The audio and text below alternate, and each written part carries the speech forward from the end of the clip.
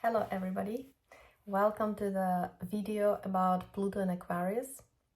And today we are going to talk about what exactly Plutonian energy represents. What is the meaning of the zodiacal sign of Aquarius? We're gonna dive a little bit into the history of what happened on the planet Earth the last time when Pluto was in Aquarius.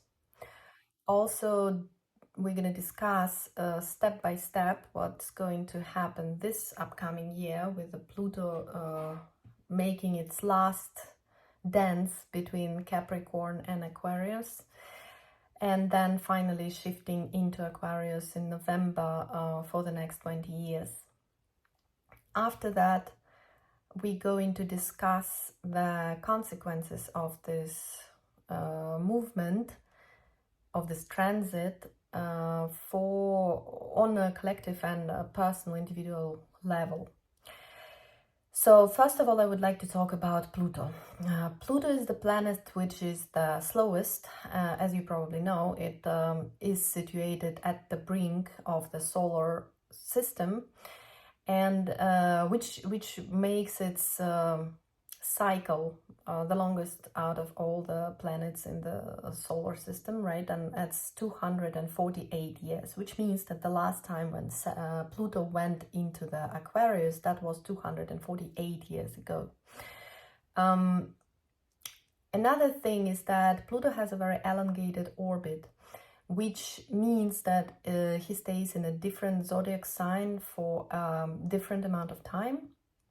Just to give you some of the extremes, right? The smallest amount of time Pluto spends in Virgo with 11.5 years, and then the longest he stays in the Taurus with 31.5 years, which means basically that Pluto shifts the zodiac sign just once in decades, right? It's not just in years, it's actually in decades, which makes Pluto, the Plutonian shift, the mark of a new generation.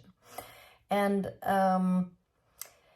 we all are aware that every 15 to 25 years to 30 years, right, there is a certain shift in consciousness which brings us to say that a new generation is being born, and the new generation is there to create a new reality. This is exactly what Pluto is doing, and its first kind of job is to transform everything that is not working anymore, and to shift the space and the whole reality into a new dimension, to create this evolutionary jump in order for all of us to go to the next step.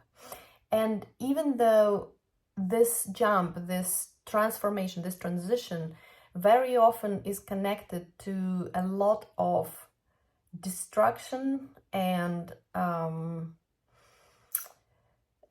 dark things coming up to the surface, because there is no other way that we can actually recreate this reality. We have to face our shadows in order to make things better. So the first step is always to face the shadow, and this is also a part of the Plutonian energy, the part of this transformation which Pluto brings to us. But most importantly, I think it is really good to remember that Plutonian energy brings us change, inevitable change, and it is kind of up to us and the level of our consciousness, the level of our development, whether this change is going to be destructive or it's going to be just effective and refreshing. Just to bring out the main features of the Plutonian energy, let me pinpoint several words. So Pluto represents transformation according to the principle of death and rebirth, taboo topics of power, sex, money, the occult and the dark, on which the light of consciousness is shed, which leads to irreversible transformations.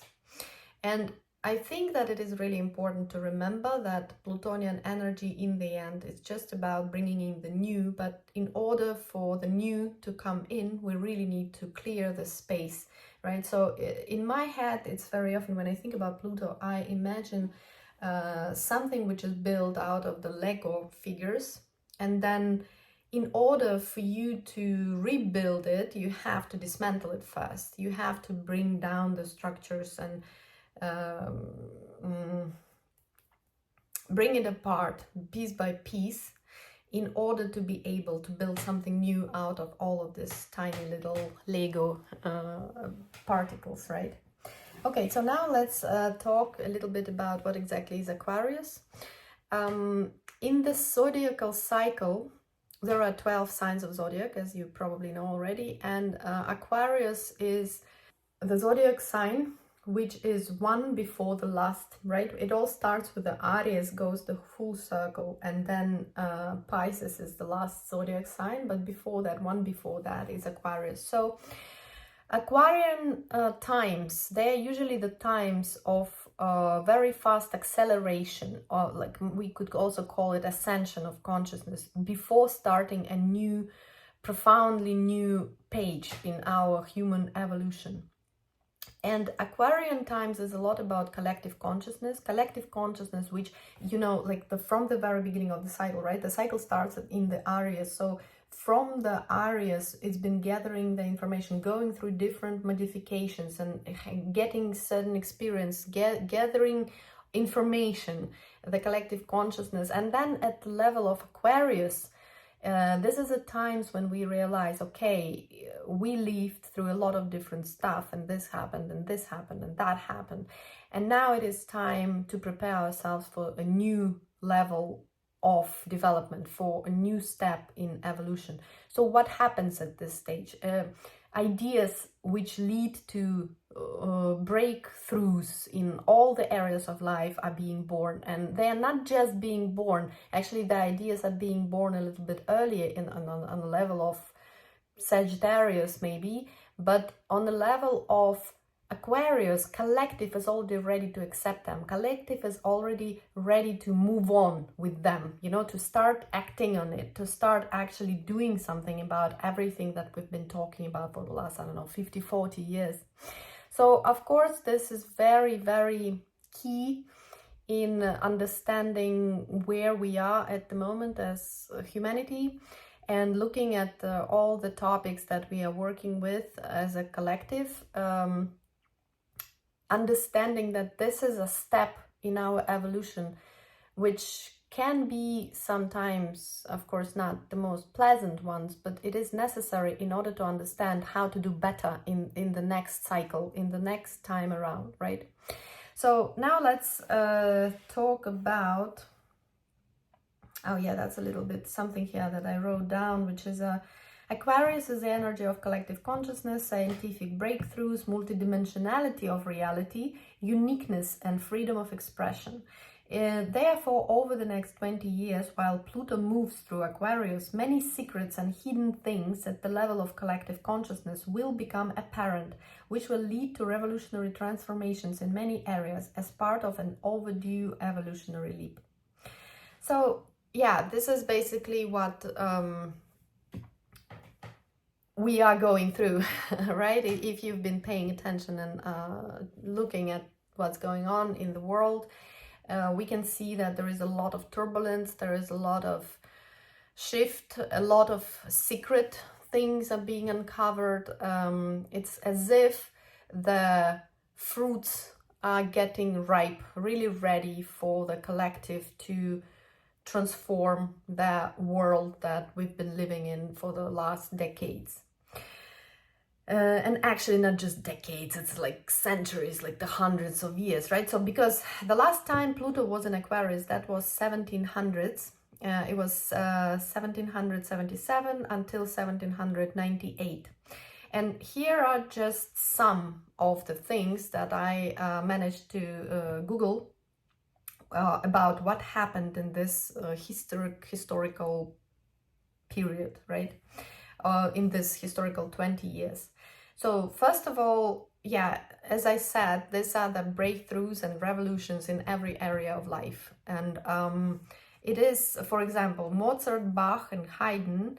And me, I'm not like a huge musical buff, but even I understand that those were the composers that really created a certain breakthroughs on the certain breakthroughs in the particular area, which allowed for other people to follow through and create new styles, right? Like romanticism in the musical area was created on the base of what Mozart, Bach, and Haydn actually brought to life. And this 20 years was exactly the time when they created their main works, right? Another thing is that 1783, the Montgolfier brothers flew in a hot air balloon. For the first time in history, a person learned the feeling of flight and found himself in the air. Here I would like to add that Aquarius represents the air element, and Uranus, the planet which rules Aquarius, and Aquarius itself, they have a lot to do with ability to fly, you know, the flight of thought, or not just thought, like the whole airplane thing and rocket ships and all of these things. It's also very much connected, and this was the beginning, right?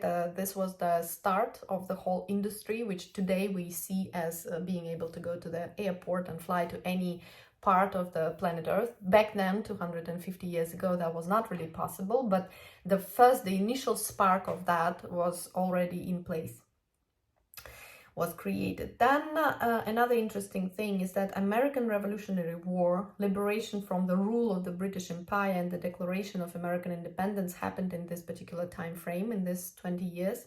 French Revolution happened in this time frame, in this 20 years. And in general, the revolutions began to question the legitimacy of monarchical and aristocratic power structures, including the structures and beliefs that supported slavery. So for the first time in human history, people started questioning the slavery and the fact that one person can actually own another person, and whether or not that is fair, you know. Before that, thoughts like that were just not there, right? Then there was a research of the far north by Russians and Americans. And again, when I say far north, this is a very vague thing. Basically, Russians were exploring the Siberia, like Alaska part, as far as I understand. And then Americans discovering the islands around Canadian part of the British Columbia part of the Canada.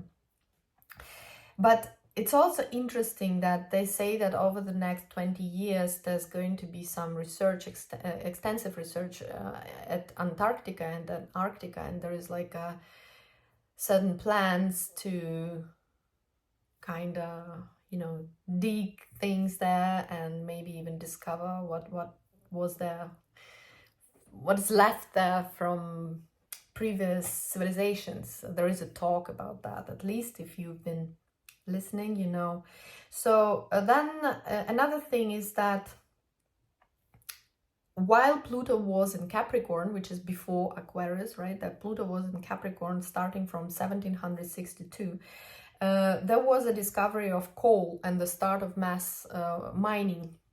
And that laid the foundation for the Industrial Revolution, for the steam engines and the first factories and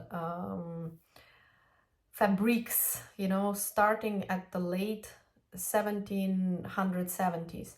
So basically the whole industrialization was, it's not like it's already there, you know, like the whole industrialization starts in the beginning of 19th century with the Pluto going into Aries and starting a like new cycle, right? But the idea of it and all the necessary preparatory steps, everything that was scientifically necessary on a collective level for us to break through, that was happening in this particular 20 years.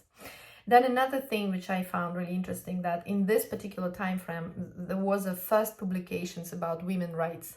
Before that, there was not even a thing like that. There was no idea that women could have rights. And in this particular 20 years, right, there was the first publication started coming out. Then 1781, this was actually a year when William Herschel announces the discovery of Uranus.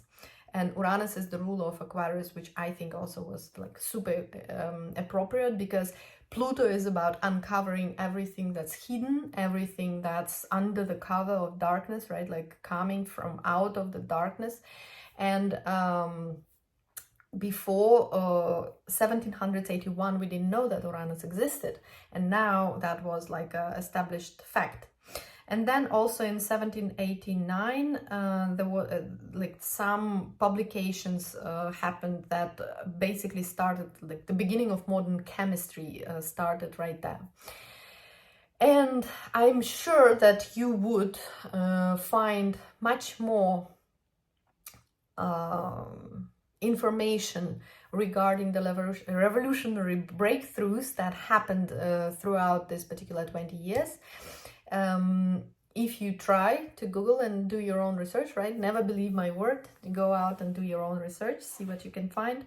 I found it all very, very interesting. And I was thinking about like every generation, every time the Pluto moves into a new sign, we have like a new generation, right? And every generation brings a certain feeling of, it's not like in other times there were no discoveries ever made. Yeah, of course there was a scientific breakthroughs in every time, right? But this particular 20 years in the late 1700s, they were about something that was never seen before, something revolutionary, something that would create freedom for the whole collective. You know, and these are the key words about Aquarius, actually, like the creating something which is, first of all, allows for more freedom.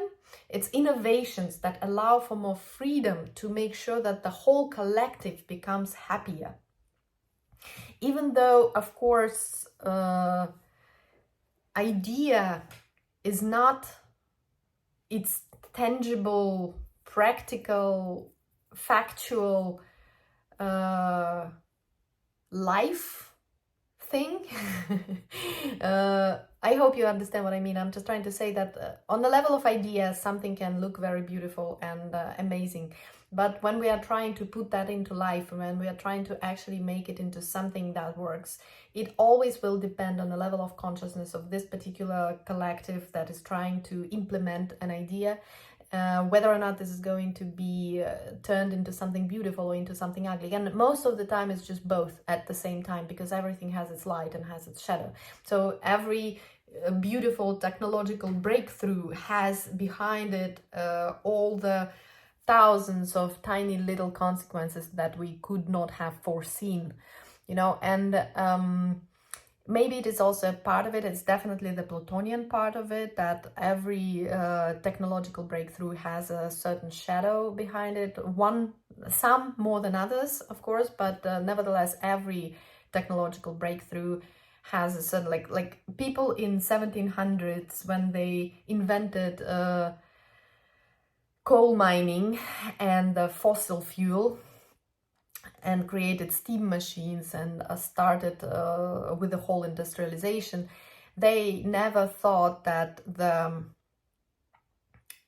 we could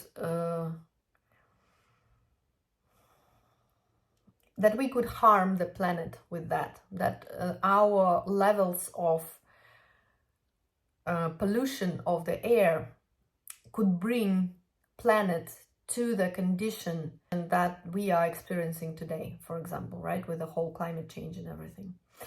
So just like back then, all the technological breakthroughs and innovations that are going to happen over the next 20 years, of course, they will have their shadow side, and we have to watch out, and we have to beware, and we have to be aware. Another thing is that we did do a loop, right? And like life, consciousness develops in a spiral. Every time we do more or less the same thing, we go more or less the same cycle, but every time we step one level higher in our consciousness, and that means that we can do less harm and we can create in a more integrative, in a more connecting way, in a more holistic way, hopefully. And yeah, let's see what we can manage this time around. So now let's talk a little bit about what is going to happen over the course of the next year regarding, as I said, the Pluto is spending decades in each zodiacal sign.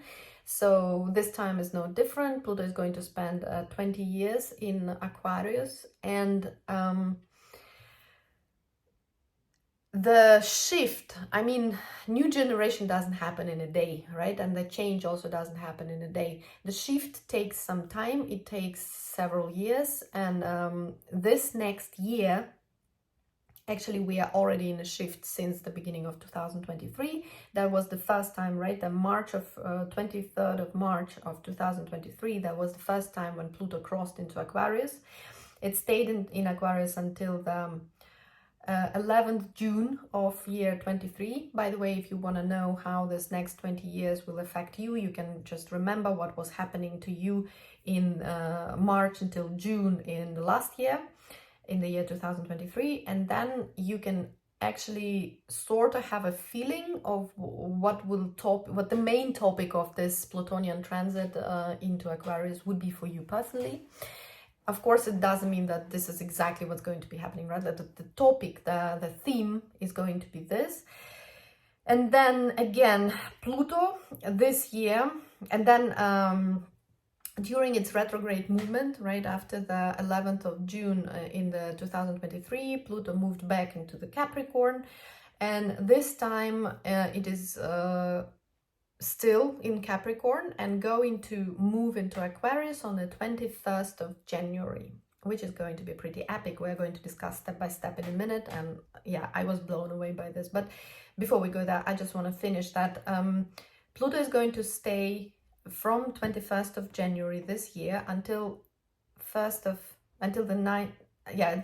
of September this year in Aquarius. Then for the one last time in the next 250 years it is going to shift back into the Capricorn just for a couple of months until the 20th of November. And this will be the last this probably will be the time when the biggest amount of everything that's secret, that's hidden, that's actually in the dark, and which is wrong about the system that we are living today on a collective level, is going to come up. There's going to be more eye-opening insights on the individual and on the collective level, right? About the structure of power, about the money, about the sex, about everything occult, a lot of spiritual knowledge also, of course, coming up to the surface. Yes, and then that would be until 20th of November, and starting from the end of November, Pluto is moving into Aquarius for the next 20 years until 2043/44, right?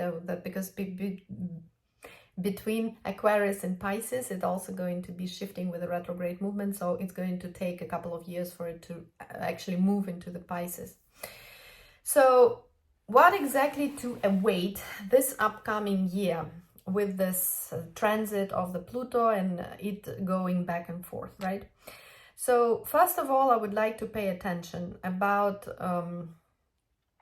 I would like to shed some light. I would like to really focus attention on this particular topic that I have never, and I mean, I'm doing astrology not for such a long time, it's just been 4 or 5 years, but still, I have never seen such a highly orchestrated, it feels like a universal clockwork situation there going on with all the other planets basically going through this upgrade. This, I can't even call it in any other way, because it seems like every planet is getting in touch with Pluto at the moment when he is moving into the new zodiac sign, to actually mark this moment, to receive a certain information. Let's talk in a mythical, archetypical way, right? Going through the same degree where Pluto is, which is the 0 to 1, right? The 0 degree Aquarius, over the course of the month, you know, just to receive this information and to shift into the future, basically. This is how I experience that. This is like my feeling, my understanding of this. So let's see, on the 21st of January, Pluto, first of all, is stepping into Aquarius, conjunct the Sun at 0 degree Aquarius. And guys, I can't stress enough, Sun, of course, conjuncts Pluto every year, because it goes its own cycle, right? Has its own cycle through all the zodiacal signs. But to imagine that Sun would be conjunct Pluto at the moment when Pluto is actually shifting into Aquarius, this is something really, I couldn't believe my eyes when I was looking at that. I was like, wait, what? Yes, and this is actually what's happening, right? They are conjunct in the 0 degree Aquarius. Well, that's called first degree because it's from the 0 until 1, right? At the first degree of Aquarius. And another thing which blew my mind, that it happens exactly at the moment when Mercury is done integrating its last retrograde, right? If you watched my previous video about Mercury retrograde, you probably know that from the 14th of December until the 1st of January, we had the last Mercury retrograde on the brink between Sagittarius and Capricorn. And the point of this whole retrograde was to prepare us to finally let us expand in our feeling, in our ideas, to try new shores, to finally do this step, which required bravery, but to transform, to shift into a new dimension of reality, you know, for all of us to let go of the past and finally start with the new. And integration is always like, there's a period of retrograde, right? And if you want to know more, you just can go back and watch the Mercury retrograde video. But the point is that the period of retrograde itself, this is one thing, but then after each retrograde period, we have this integration, which is called shadow time, when planet is going through all the same degrees, because basically Mercury was going like this, and then through the retrograde it goes back, and then it has to go again this particular stretch of degrees of the zodiac, right? And this is where it is right now. It's ending with its shadow, right? We are done integrating all the knowledge that we received in the second part of December, and we finally recognize that time for change is now. The shift has happened, you know, hopefully, right? Like if we have been integrating all the change, if we've found our courage, if we were brave enough to move on with our life when the life is offering us to move on, then now we feel that the new horizons are opening up, and the change is energizing, the change is electrifying, right? So this is the first thing, that Pluto shifts into Aquarius conjunct the Sun, and Sun represents our consciousness, right? So it's, I'm going to just read real quick what I wrote here. So Pluto conjunct the Sun at 0 degree Aquarius, the end of the integration of the Mercury retrograde period. The time for final preparations is coming to an end. Transformation begins. Consciousness receives the necessary downloads. It's our consciousness, right? The Sun represents our consciousness. So trine, this particular conjunction is also has, it is trine Moon in Gemini, it is square Jupiter in Taurus, and sextile Neptune in Pisces. All this together means that intuitive information, this is Moon in Gemini, right? Self-esteem healing, and as a result of that, the expansion of prosperity. This is the Jupiter in Taurus. And co-creation with spirit, and this is how I call it, you can call it whatever you like, the universe, the high vibrational energy, the angels, the God, the source, whatever you like, right? So, but we have to start co-creating with that. And these three things are key themes for transformation this year. I really would recommend to pay attention to that and to integrate this knowledge somehow into your plans for the next year, because of course right now on the 21st, 22nd of January, these are perfect days to actually start your projects for this year, to maybe start talking about them or start the sales of your course, right? Or ignite the new job or the new relationship or move to a new place. You know, like this is a great time to actually step out there into the light and start doing what you actually want to do with your life. So by the first new moon, which we're going to talk about a little bit later, by the first new moon on the 9th of February, that would be great if you would already be prepared with a certain product which you are going to, what it is that you want to do with your life this year, right? 21st, 22nd of January, this is a time to say that out loud, to bring this into the collective consciousness. On the first new moon, it's time to start doing. It's time to start actually actively creating something that you want to create. And first of all, together with the community, right? Because Aquarius is a collective consciousness. This is the key word, collective, like the coordination, connection with collective will be key next year. Okay, so that about that. And then also Sabian symbol for the first degree of Aquarius. This is monumental structures. It's actually an old Adobe mission, but I kind of translated that a little bit into monumental structures, because the meaning of that, right, is a continuous values. Is some aspects of life are more important than others, and we create lasting forms for those that we wish to survive us. So it's building survival structures with your group. And again, right, it's about creating something together with your collective that will withstand the tear of time, withstand the pressures of time, and in the end would allow everyone to survive. It's like, how am I going to help my collective do this evolutionary jump?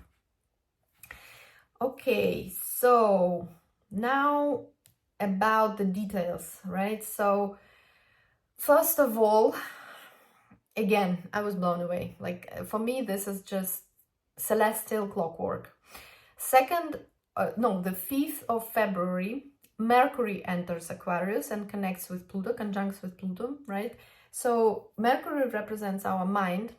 As you remember, 21st, 22nd consciousness, which is represented by Sun, right, is moving into the connecting with Pluto and receiving the download for the transformation. On the 5th of February, Mercury enters Aquarius. It does the same. So our mind also receives this impulse, receives this information, this download, let's call it this way. So I would highly recommend on the 5th of February, please pay attention to your thoughts on this day, because they will indicate the changes or the direction of change or something about this change. Like, just pay attention to your thoughts, because it's going to be something that is the impulse for the next 20 years, right? There's something that has meaning for the next 20 years of your life. Then on the 8th of February, the moon enters Aquarius. I couldn't believe that. I was like, how can that even? But okay, yes, Mercury first. So first goes our consciousness, then goes our mind. Moon represents our subconsciousness, right? And also on the 8th of February, it's going to receive then downloads from Pluto. And this time around, you need to pay attention to your dreams, to your intuition, and to your body. Those are three things which are, moon is representing those, right, in astrology, and they will indicate, again, the changes for the next 20 years, and something that maybe could be about what you need to change, or maybe could be about what sort of change can you be in this world? What sort of transformation can you actually bring to your collective in order to make it sustainable in the long run, in order for it to be sort of like a monumental building, which, like Stonehenge, you know, lasts for centuries and still brings benefits to people who know how to use it. Then there is a 9th of February, which is going to be new moon in Aquarius. This is the next stage of the age of Aquarius. This is going to be, in my opinion, the most important new moon of this year. And I would highly recommend, again, right, to start the important projects with your community in the next 2 weeks, starting from the 9th of February, the next 2 weeks. This is the first half of the moon cycle, right? And that would be perfect if you could actually actively start doing things with your community, which you want to become the impulse to create momentum for moving forward in the next 20 years. Then on the 13th of February, Mars enters Aquarius, and again, conjunction. And people, like, seriously, this almost never happens, right? Like, they do all move together every once in a while, but not every year. And it's not like they always go together in the same sign all simultaneous. They have different cycles. I mean, Mercury and Venus, they have very similar cycles. It's like 1 year, around 1 year. And that's often that they kind of move through the signs in a similar manner. But Mars is there, the moon is there, the sun is there, you know, that's like really, okay. So 13th of February, Mars enters Aquarius, also receives the downloads from Pluto, and this Mars represents this part of ourselves which is responsible for our motivation and strength, right? So it's this part of you which is fire. It's this part of you which gets angry. It's this part of you which gets horny. It's this part of you which, like, I desire this, you know? It's this part of you which sometimes, on the highest levels, on the high vibrations of Mars, it is this energy which allows you to become a master of something. Because in order for us to become a master of something, we need to bring in the discipline. And in order to bring in the discipline, we need to actually get, like, I need to have this done, you know? This is the energy of Mars, which makes you like, okay, I'm just gonna, like, 10,000 repetitions. In order to do 10,000 repetitions, we actually need to really bring in some motivations. We need to do we need to bring up this energy. And this is the Mars on its highest vibration, right? Like the lowest vibration Mars can be like a fight, or like a physical even fight, or being cruel or something like that. But it's still, I just want you to sense the feeling behind that, right? Like the Martian energy, it's this fire inside of you which makes you, if you know how to stream it, if you know how to channel it, if you know how to master it, which makes you go for miles, you know, which helps you. It's this rocket, it's this fuel which helps the rocket to break the gravitational forces of planet Earth, right? And go outside and, like, do something which is extraordinary, to break the habits, to get out of the comfort zone. Like, all of this is also Mars. So 13th of February, this part of us is going to receive downloads. And again, I kind of really recommend to pay attention to whether maybe on the 13th of February you get angry with something, or maybe you feel extremely motivated to do something, or maybe you do, like, something which leads to certain explosions inside of you. Maybe you feel strong desires, you know, like this fire inside of you. What ignites your fire? What makes you motivated? What lights you up in the sense that you really want to do it to such an extent that your hands are itching, like you really want to just start doing it, you know? Pay attention to that, because this also would be important hints on the topic what you could be doing in the next 20 years in order to help your community to survive again, right? To make the community sustainable. And then on the 16th of February, Venus enters Aquarius, also conjunct with Pluto. And this is the moment when our heart receives the necessary downloads. And in this particular day, I recommend that you pay attention to your emotions, to your feelings, because this will be the place where, it will reflect the scope of your relationships for the next 20 years, right? So Venus is, of course, about falling in love. It's about all sorts of relationships actually in our life, and how we manage to build them, and what is the manner in which we create them. But also Venus is very much responsible for our self-esteem, in the sense that we manage to manifest around us the world that we think we are worthy of. And in this sort of, if you try to feel that, and not in a sense that it should make you guilty for anything, right? But in a sense that if I am responsible for what's happening around me, for how people treat me, maybe they are just trying to reflect back to me how I treat myself, to try to go inside and see, what do I think I am worthy of? What do I think that I deserve? What do I love myself? Do I want to spend time with myself?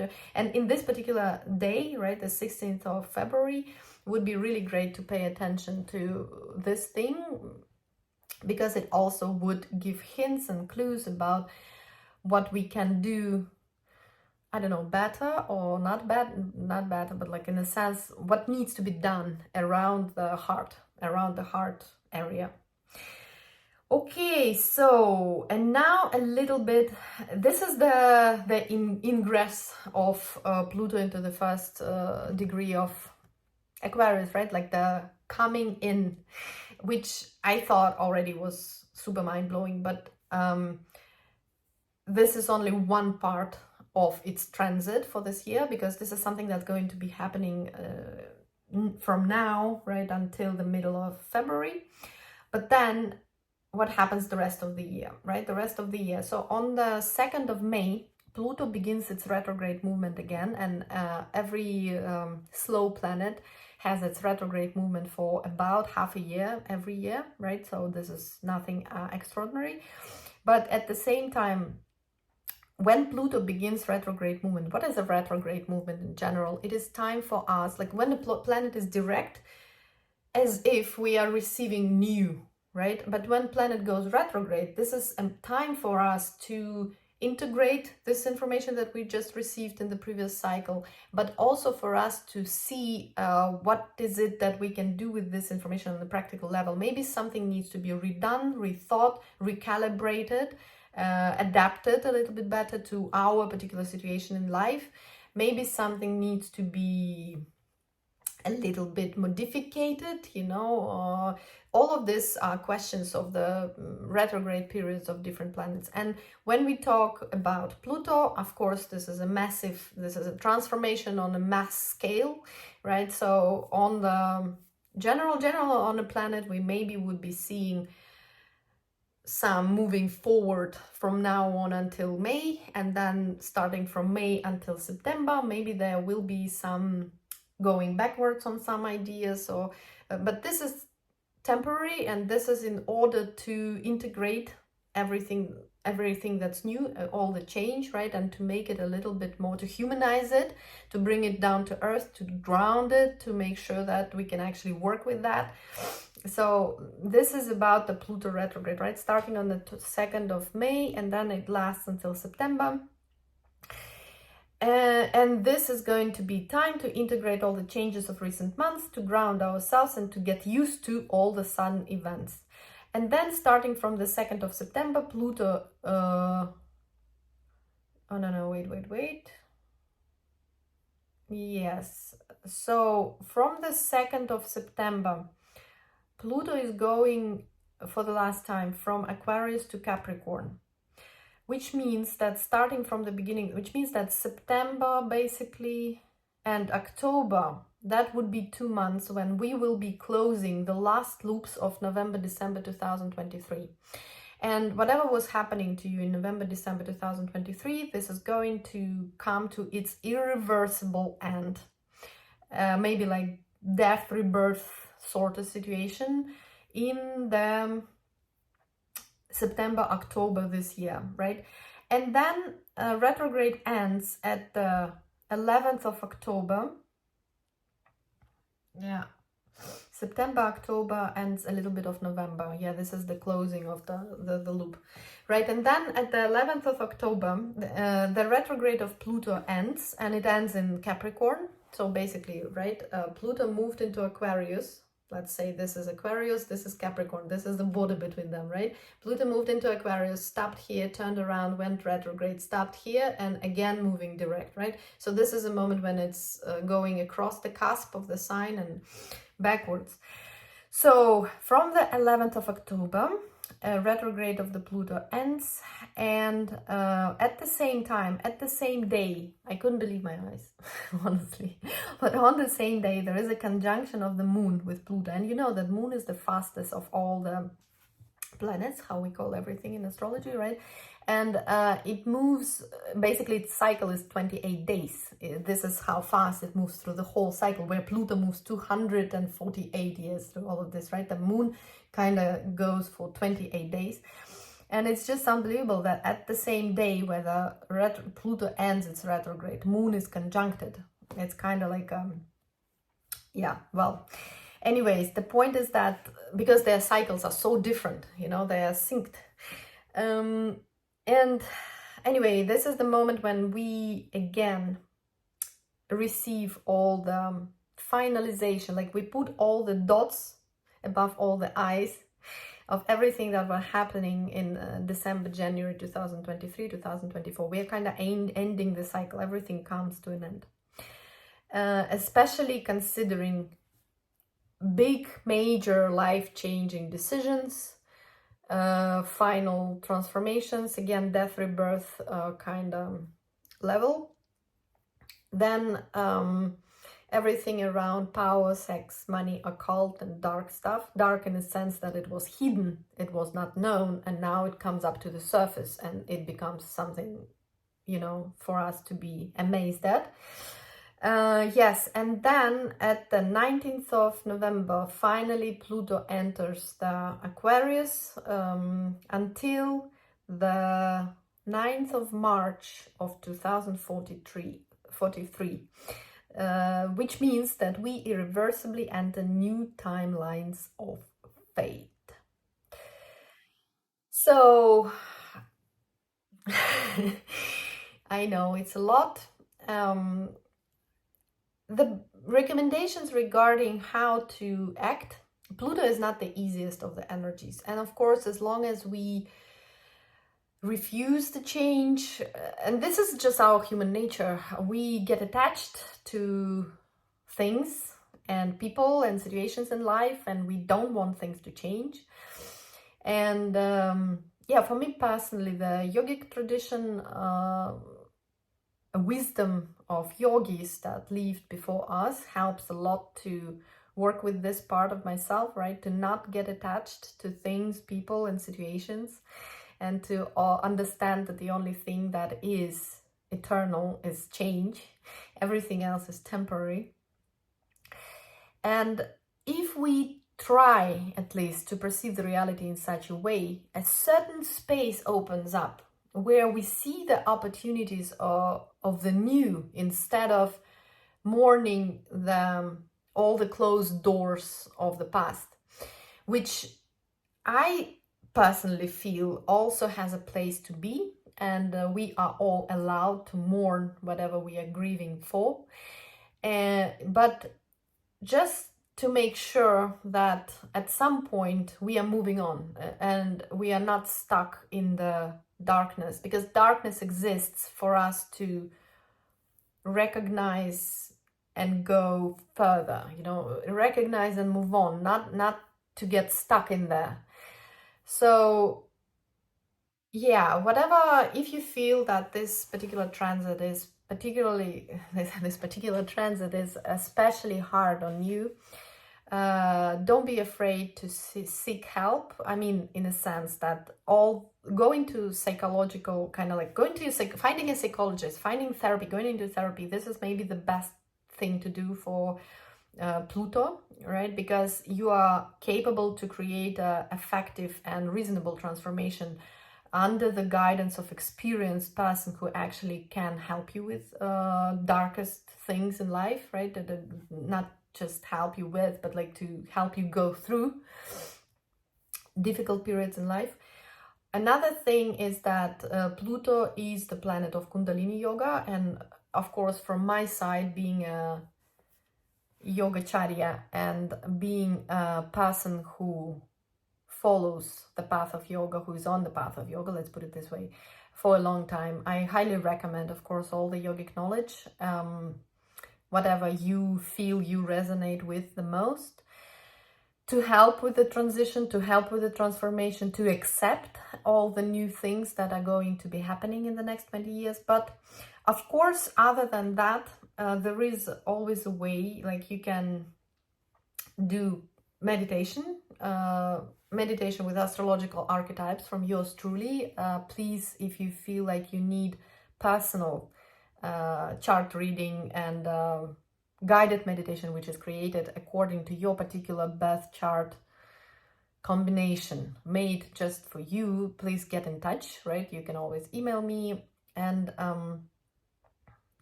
even if you just leave a comment under this video, I will be happy to respond.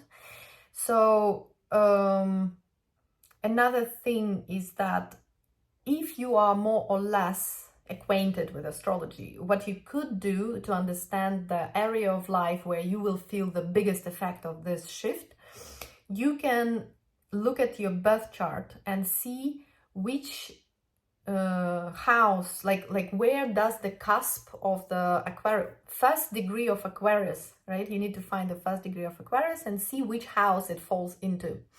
And this way you will understand the area of life which is going to be impacted the most. For example, for me, the first degree of Aquarius falls into the 6th house, which means that I am going to have a lot of work over the next years, probably. And most of this work is going to be transformational, right? So work with collective, probably working with groups, we'll see. But it's just that the most important part, I would recommend that you don't be alone if you have difficulties transferring into this new time. Try to find a collective for yourself, right? Because Aquarius is a very collective sign, and it's all about being in a group of like-minded people who understand you and who you resonate with. Okay, so I think this is it for today. Thank you for watching and happy transformation.